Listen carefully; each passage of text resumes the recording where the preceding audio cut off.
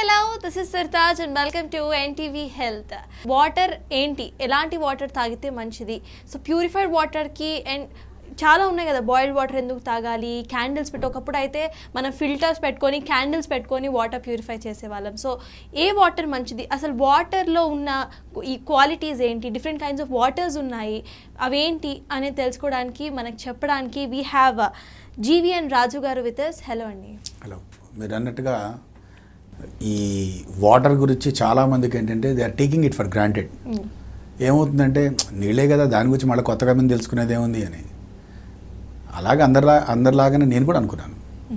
But when we get into the details then we have understood మనం వాటర్ని చాలా ఈజీగా తీసుకుంటున్నాం, కానీ అసలు మనం చేసేది ఏమిటి అని. ఎక్కడో పుస్తకాలు చదువుతారో ఎవరో చెప్పింది వింటారు, రోజుకి 4 లీటర్ల వాటర్ తాగాలట, తెల్లారు లేవగానే 2 లీటర్లు తాగాలట, ఇలాంటి నానుడు ఎక్కువైపోయింది. సో దాంట్లో అసలు ఏమిటి, నీళ్ళు ఎంత తాగాలి, ఎలాంటి నీళ్ళు తాగాలి, మనం తాగే మంచినీళ్ళల్లో మంచి ఉందా, జీవజలంలో జీవం ఉందా, are we talking tap water are we talking tap water? Okay, అదనమాట. Are we drinking good water or dead water? Dead water. Yes, dead water. So ఈ డెడ్ వాటర్ గుడ్ వాటర్ అనేది తేడా తెలుసుకోవాలంటే ఎలా తెలుస్తుంది? తెలీదు. ఫర్ ఎగ్జాంపుల్ ఎవరైనా అన్నారనుకోండి, నా బ్లడ్లో హిమోగ్లోబిన్ ఎక్కుందా, మీ బ్లడ్లో హిమోగ్లోబిన్ ఎక్కుందా అంటే ఇలా కట్ చేసేసి రక్తం బొట్టు చూసి చెప్పేస్తామా? So what we need to do, test చేయాలి. మరి ఆ టెస్ట్ చేయాలి అంటే మనం ఏం చేయాలి? లెబొరేటరీకి వెళ్ళాలి. సేమ్ అంతే, వాటర్ కూడా అంతే. అయితే ఈ మధ్యకాలంలో అంటే 2-3 సంవత్సరాల క్రితం national institution for rural development NIRD వాళ్ళు ఒక పెద్ద సర్వే చేశారు.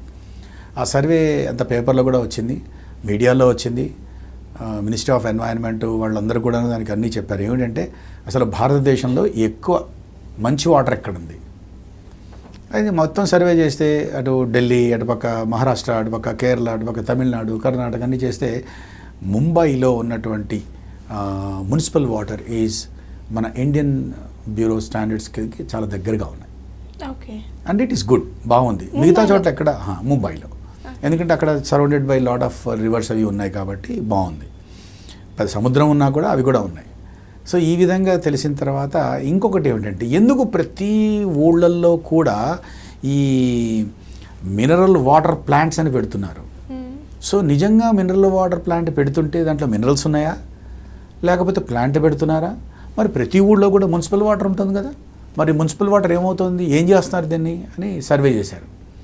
సర్వే చేస్తే వాళ్ళకి తెలియదు ఏమిటంటే, మున్సిపల్ వాటర్ని పక్కన పెట్టేసి మన వాళ్ళు గవర్నమెంట్ చేసిన అంత ప్రాసెస్ చేసిన వాటర్ని పక్కకు పెట్టి ఆ మినరల్ ప్లాంట్లోంచి వాటర్ క్యాన్స్ మంచిగా ఉంటాయి, ట్రాన్స్పరెంట్గా క్లీన్గా ఉంటాయి, అదే వాటర్ అనుకుంటున్నారు. All cleans waters are not good water. ఒక మినరల్ వాటర్ అని భ్రమించేటువంటి ఏదైతే ఆ ప్లాంట్లోంచి వస్తుందో that is called RO water. ఆ రివర్స్ ఆస్మోసిస్ వాటర్ అనేటువంటిది ఏమాత్రము మంచిది కాదు. ఎన్నో ఏళ్ల క్రితం వరల్డ్ హెల్త్ ఆర్గనైజేషన్ చాలా క్లియర్గా చెప్పింది, drinking of RO water on regular basis leads to early death and disease అని చెప్పింది. ఎందుకు? బికాస్ RO వాటర్ ప్రాసెస్లోనే ఏమవుతుంది అంటే all beneficial calcium, magnesium, sodium, potassium అవన్నీ మనకి బెనిఫిషియల్ కాల్షియమ్స్ అన్నీ పోతాయి. అంటే 1 లీటర్ RO వాటర్ రావాలి అంటే 3 లీటర్ల వాటర్ వేస్ట్ అయిపోతుంది. దాంతోపాటుగా మినరల్స్ కూడా పోతున్నాయి. మరి ఏం వాటర్ వస్తుంది అంటే బ్యాక్టీరియా ఫ్రీ వాటర్ వస్తుంది అండ్ క్లీన్ వాటర్ వస్తుంది, కానీ దాంట్లో మినరల్స్ లేవు. Kind of distilled water. Absolutely kind of distil water. Distil water దీన్ని 2 టెస్ట్ చేస్తే pHలో 2 ఎసిడిక్ నేచర్లోనే ఉంటాయి. అంటే మనం తాగుతున్న నీళ్ళు ఏమిటంటే తెలియకుండానే మనము ప్యాకేజ్డ్ డ్రింకింగ్ వాటర్ కొనుక్కొని తాగుతున్నాం. మనము మినరల్ వాటర్ అంటున్నాం, కానీ ఏ బాటిల్ మీద కూడా వాళ్ళు మినరల్ వాటర్ బాటిల్ని ఏ బాటిల్ మీద రాయలేదు, ప్యాకేజ్ డ్రింకింగ్ వాటర్ అంటున్నారు. ఈ మధ్యన ఒక 2 సంవత్సరాల క్రితం ఎప్పుడైతే గవర్నమెంట్ అలర్ట్ చేసిందో అప్పుడు ఏం చేశారు అంటే దాంట్లో యాడెడ్ మినరల్స్ అన్నారు. So what are the added minerals? అవన్నీ కూడా ఆర్టిఫిషియల్ మినరల్స్ని యాడ్ చేస్తున్నారు. ఆర్టిఫిషియల్ మినరల్స్ని యాడ్ చేస్తే మనకు బాగా అయిపోతామా, ఒరిజినల్గా న్యాచురల్గా వచ్చే బాగుంటాయి అంటారా? ఒరిజినల్గా. ఎస్.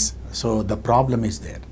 సో అందుకోసమనే మనము ప్యాకేజ్ డ్రింకింగ్ వాటర్కి అలవాటు పడిపోయి ఎప్పుడూ లేనట్లుగా గత 2 దశాబ్దాలుగా అంటే 2000 సంవత్సరం దగ్గర నుంచి ఇప్పుడు తీసుకుంటే 2022 వరకు ఈ మధ్యకాలంలో యంగ్స్టర్స్ కూడా 30, 35, 40 వచ్చేసరికి మోకాళ్ళ నొప్పులు అంటున్నారు.